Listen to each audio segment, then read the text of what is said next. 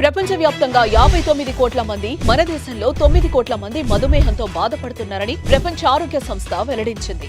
ప్రతి 7గురిలో ఒకరు డయాబెటిస్ తో బాధపడుతున్నారు. భవిష్యత్తులో ప్రతి 7గురిలో 4 అయ్యే అంచనా. డయాబెటిస్ మీద పూర్తి అవగాహన అందించి డయాబెటిస్ నుంచి తెలుగు ప్రజలను కాపాడే ప్రయత్నం చేస్తోంది సుమన్ టీవీ. షుగర్ ఉండే వాళ్ళకి చెప్పినట్టు వేరే వాళ్ళకి వచ్చేలాగా ఆ క్లాసికల్ సిమ్టమ్స్ అంటాము. గుండె రోగం ఉంటే మామూలుగా మనం ఏమనుకుంటామంటే నడిస్తే ఒక ఛాతిలో ఒక పర్టికులర్ టైప్ నొప్పి రావటం, ఛాతి ఒక బరువుగా ఫీల్ అవుతుంది, లేకపోతే ఒక మంటలాగా ఒక ఫీల్ అవుతుంది, ఛాతి మధ్యలో వస్తుంది, దాని నుంచి మనకు చేతికి స్ప్రెడ్ అవుతుంది, లేకపోతే ఇక్కడ జాకి స్ప్రెడ్ అవుతుంది.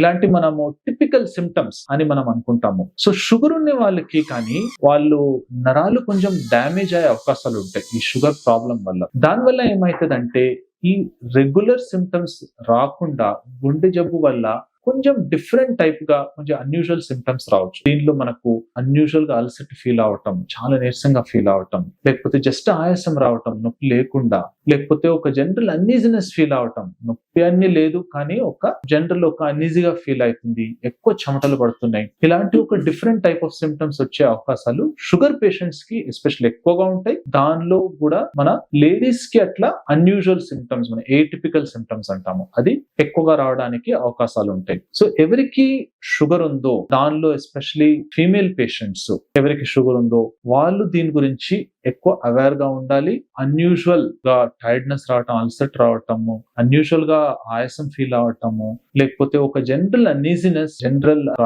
అబ్నార్మల్ ఫీలింగ్, ఇలాంటి ఎగ్జాక్ట్ చెస్ట్ పెయిన్ లేకపోతే కూడా ఇలాంటి ఒక డిఫరెంట్ టైప్ ఆఫ్ సిమ్టమ్స్ వాళ్ళు అనుభవిస్తే దానికి వాళ్ళు కొంచెం సీరియస్ గా తీసుకొని ఒకవేళ ఇది గుండె జబ్బుకి లక్షణంగా ఉండొచ్చు అనే అవేర్నెస్ పెట్టుకొని వాళ్ళు హాస్పిటల్ కి చెకప్ కి వెళ్ళాలి. సో దీనికి ఉద్దేశం ఏమంటే అన్నెసరిగా పానిక్ అవటం కాదు, కానీ మనకు మన పరిస్థితి డైలీ మనకు ఎలా ఫీల్ అవుతుందని మనకు తెలుసు. సో ఒక రోజు మనకు ఒక చాలా డిఫరెంట్ గా ఫీల్ అవుతుంది, ఒక అన్ఈజినెస్ ఫీల్ అవుతుంది, ఎక్కువ చెమటలు పడుతున్నాయి, అట్లా ఉంటే మనము హాస్పిటల్ కి వెళ్ళి ఒక ఈసీజీ తీసుకోవటం కానీ ఒక జనరల్ చెకప్ చేసుకోవటం మనకు బెటర్. సో దట్ ఒకవేళ ఇలాంటి ఎర్లీ సైన్స్ ఏమైనా ఉంటే దాన్ని మనము ముందే పట్టించుకొని టైంకి ట్రీట్మెంట్ తీసుకొని ఒక పెద్ద ప్రమాదాన్ని మనము అవాయిడ్ చేసుకోవచ్చు.